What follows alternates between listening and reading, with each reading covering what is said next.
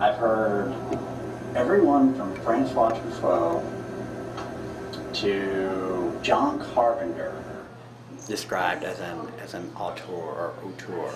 It's that guiding vision that carries through what the movie is. You know, it's that singleness of vision, I think, that the filmmaker has. The filmmaker has to have that singleness of vision. It's that thing that creates that individuality in the movie, as opposed to, you know, most films and movies that are really just sort of seem to be put together by committee. Better ways to give even better quality for less money. Engineering the machines to stamp. Filmmaking is actually manufacturing. It's taking one thing and turning it into something else. It's recognized in West Virginia by our tax department as manufacturing.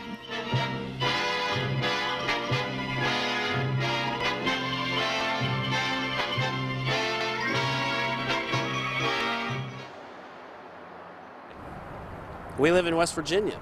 West Virginia is a beautiful state, but we're not exactly the filmmaking capital of the world either. My whole idea is to highlight the different documentaries that these students, including myself, are making in Media Studies 678 documentary film production. All of us are doing our own separate 10-minute projects, and they all have West Virginia themes. Mine just happens to be the class of filmmakers and what we're trying to do with our films. You have to ask yourself a question. What are you trying to accomplish? Are you trying to be Spielberg? Or are you just in this because you love producing and creating? An artist is someone with a singular vision, something that is unique, that can be communicated by them, and that has to be communicated by them. This the documentary that I mentioned that I'm working on, I have gone so many different places with that. I was an exchange student at State University of New York in Binghamton, and I studied cinema there for 2 semesters. And I went back to Turkey to finish my school, but I had kind of caught the bug. I just came back for graduate school in film. This is the sort of thing that needs to go into a production movie. Why am I talking about this? I realized that a lot of our grad students were making documentaries for thesis. And there wasn't a documentary production thing, a class before they actually started on their theses. So I thought, well, why not give them an opportunity so they kind of do a smaller version, a smaller scale project. It's still a good project, but not their thesis, so they have done it once. Why should you make this documentary? You know why? Because you can only make an interesting film, I think, about something that you care about. I probably couldn't make a very interesting film about football, because I couldn't care less. Okay, unless, of course, I developed an interest in it, but that is not likely to happen anytime soon. So you have to find something that you feel passionately about, that you feel connected to. Okay, it might be the Full Figured Club, it might be the interfaith dialogue, it might be the paranormal. That's why I'm really not trying to change your mind so much about your projects. As long as it works. Filmmaking is such a difficult thing, I think. You know, even though I make it, I just find it extremely difficult. It's one of the most difficult things I've ever done in my life. So you kind of have to be resilient. And one thing is that you make mistakes, so if you kind of give up on those mistakes, you can't really call yourself a filmmaker because you're basically finished with the mistakes. So you kind of have to attack it and try again until you get it right. That's how I go about it anyway. And I try to teach that to my students. As part of the class, we had guest lecturers come in to speak about their experiences as documentary filmmakers in West Virginia. I like the films to reflect their subject matter. Now, when I made In Memory of the Land and People, the subject matter to me was more kind of like a science fiction film. And for one time I called the working cut Contemporary Dinosaurs.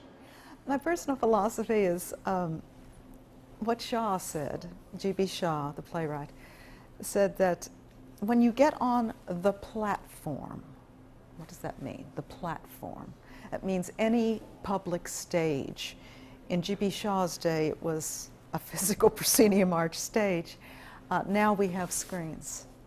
But when you get on the platform, you have a choice, that you can either bring your audience up or you can take your audience down. You can elevate them, or you can degrade them. And my personal philosophy is that we should elevate our audiences. We should get them to think, and we should somehow broaden our views out to speak to a large group of people. Can you give me just like a brief overview of your project? Sure. My project is on the school consolidation process in County, West Virginia. So another friend of mine suggested interviewing Russ McKevin, a local actor who spent 34 years in Hollywood.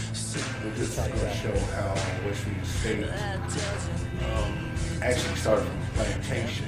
I actually started my project on BBWs, Big Beautiful Women. Well, basically, the project I'm doing now is called Two Sides of the Same Coin.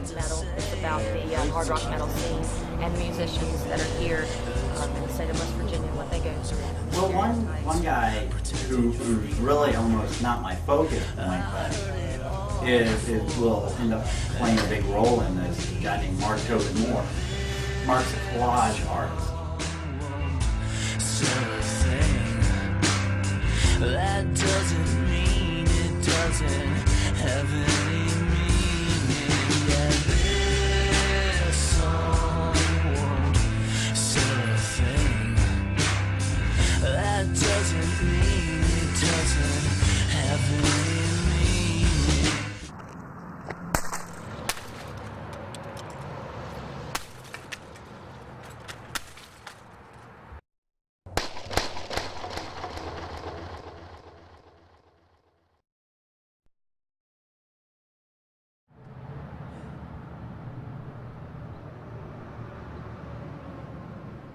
Do you think, honestly, that a filmmaker can make a living in West Virginia?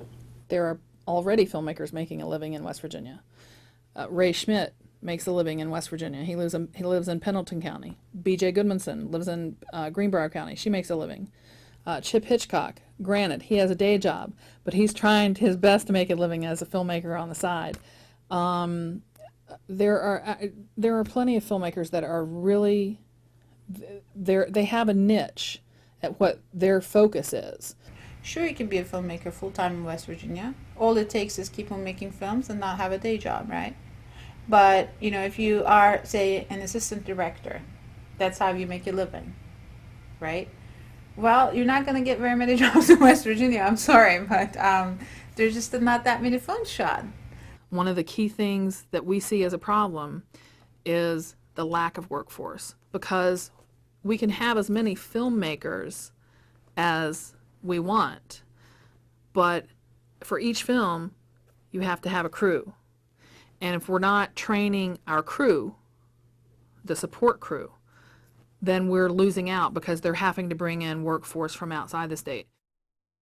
I wrote a paper for another class I'm taking, and I talked about how reaching for those goals in life is what makes us better people. We may not get there, but in the act of reaching, that's what makes us better. And I think that is becoming part of my philosophy of living. I have to be providing myself with these goals, and I think I feel like it's the only way that I can grow artistically, even in the failing, which is always a possible outcome. Mark! Hey, it's Chad. I decided I'd follow Chad Williamson down to the Blue Door studio in downtown Charleston. Okay. Part of his documentary on political art features artist Mark Tobin Moore. Partly, that one, this one, that one, where there's enough cubism going on so it extends out into the atmosphere. And, Yeah. You know. Tell me what cubism is in your own definition of it. All right. Cubism is what I got to do my art appreciation thing here a second. It comes down to simultaneity, which means you're looking at a subject from all sides all at the same time. And for me, cubism, that could be your life, it can be a relationship, it can be everything. It's all, you know, I don't think everything's cut and dry, so I like cubism for that reason. That's great. Yeah. Well, it's Well, it kind of captures the complexity of life and everything. Yeah. Because there isn't just one side, I don't think. Well, I mean, there is no. maybe, but No. I've never, at least as I get older, I don't see black and white. I see multiple facets, and Now, see, I can give you a slide. I can maybe put that on a DVD or on a CD or something. Yeah. Would that be the picture with Toby and Colonel Miller? Is it Colonel Miller? Oh, I got that too. Yeah, that one. Yeah. But also, the one with Toby and Miller in it together. battles. But then there's also the one with the gun. No, not the. Do you have a slide of the one with the shovel in the cup? I had a dream last night that vultures were eating me, so it's sort of the same thing, Yeah. Well, let me, That was Gabby pretty weird. is actually now engaging herself in conversation, engaging me in conversation. Right. About going up to Athens. Which one? To Ohio. But she told me to start thinking, do I want to go get my MFA? Wow. Well, yeah. Well, that would, you know what though? It'd be nice, Chad, while you're in the mode, to just go, just take that next hill and, keep going. It's just, I think it's tough, right now, I just turned 34 this past week.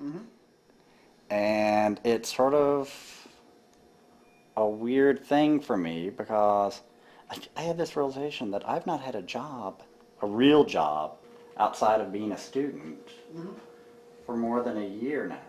It sort of goes against everything, I have for me to just say, oh, well, I'm just going to forego, another, I don't know how long it'll take me to get an MFA. Right, 3 years probably. Yeah, well, and I don't know since I have my MA if I can, okay, so then I'm looking at being 38 years old, having been out the job market for 5 years, and then what do I want to do? I want to go teach screenwriting. Yeah, well. If by some chance I don't happen to sell $1 million script. But see, it's that thing. It's that same thing you're talking about. Yeah. It's well, this can't be really of any value, well, of course it is, but we are all our own worst enemy, I think. Yeah. But you have to see further down the line. Yeah. This is the way to go. You just have faith and, what is it? Fear knocked at the door and faith answered and nobody was there. But, This is true. That was on actually I have that on a fortune cookie over here it's on the wall. I think I was very, very excited about the class. I'm still very excited about it, but it's kind of a nervous period in the semester because this is the time when projects are coming out of paper and coming out of tapes and they're getting on the computer and they're starting to become films. I'm glad I have a tolerance for this type of thing. And it's a nervous period for everyone because this is when you start seeing it, and there are 3 students whose films I have not seen yet at all. Those of you who are kind of behind in their deadlines, you're going to have to work really intensively until the semester is over and you put this stuff together, right? So those of you who don't have rough cuts right now, I haven't seen a frame of your film, some of you guys. So it's very difficult for me to give you intelligent feedback without seeing what you have in your hands. So I think there's a lot of interesting stuff going on. At this stage, it's more about sticking with it and putting it together and make sure that it amounts to something that everyone can be proud of. West Virginia hip-hop actually is bigger than I even, knew. Curtis Baskerville is doing a documentary on hip-hop in West Virginia. I'll be shooting at the club that night, but This is a time where we all gather together to look at each other's footage and offer any advice or feedback. Initially, for me, I like the feel it gave it. This also gives an opportunity to Curtis to talk to us about his experiences in making this project.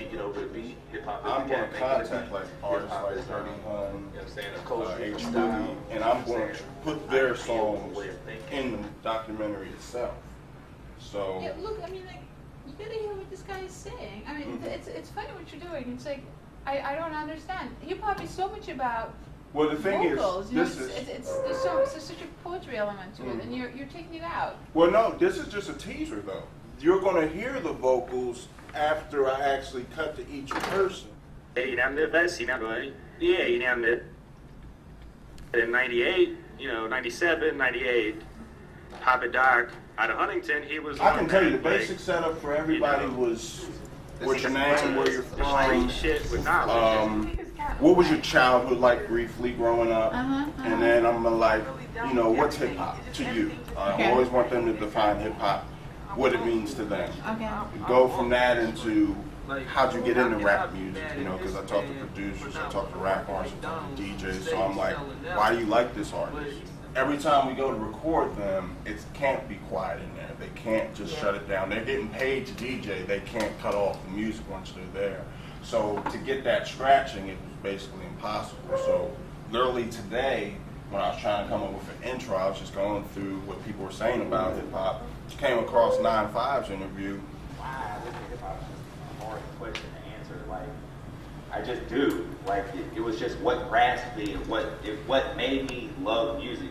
After listening to some of Curtis's interviews, especially what his introduction said, it got me thinking about why I love filmmaking. Sometimes there is no explanation. Sometimes it is just what I do. And it works. It's totally fine. But I'm just trying to find out if that was just like organizing the footage. Yeah, that and was putting it exactly, together, yeah, that's or what is it was. Okay, good. It was organizing and just seeing how things work, basically, because I've never done a documentary before, so I was just like, now I thought about it in my head and I finally got everything on the computer, so I'm like, now I want to see how they go with each other. So like, between people facing to the right, facing to the left, anytime I can, if they disagree with each other, I want them like this. I want them to, symbolically. Yeah. That sounds great. I mean, I wasn't worried exactly, but I just wanted to make sure that you weren't just going to stack these answers out. I wanted to one after create the other. And, Yep.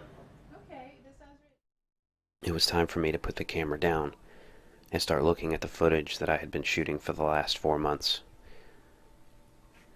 As I look back on these last few months, I understand that the biggest obstacle to a documentary filmmaker, or any filmmaker for that matter, is time. Usually I'm pretty good with deadlines, but this project is a little different in that it addresses the very nature of what I and our class of graduate students are trying to accomplish. I suppose with every project I do, I'm asking myself, am I doing enough? Where am I going? What do I really want to do with my life?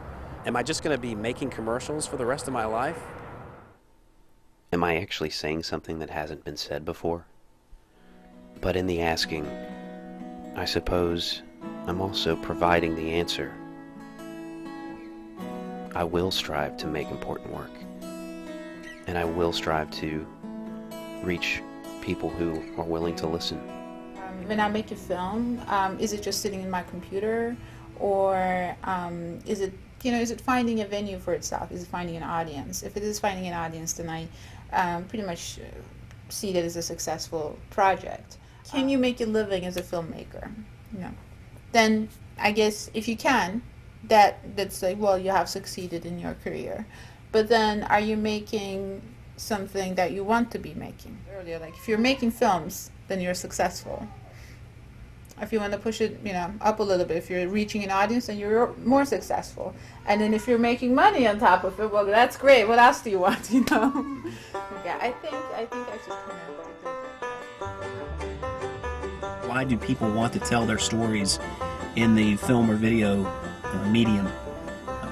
Those are questions that I'm hoping to answer very soon, because it's inherent to making a creative project. To know yourself, and to know yourself with compassion, is the key to making you a better human and a better artist. Now and then when I see her face, it takes me away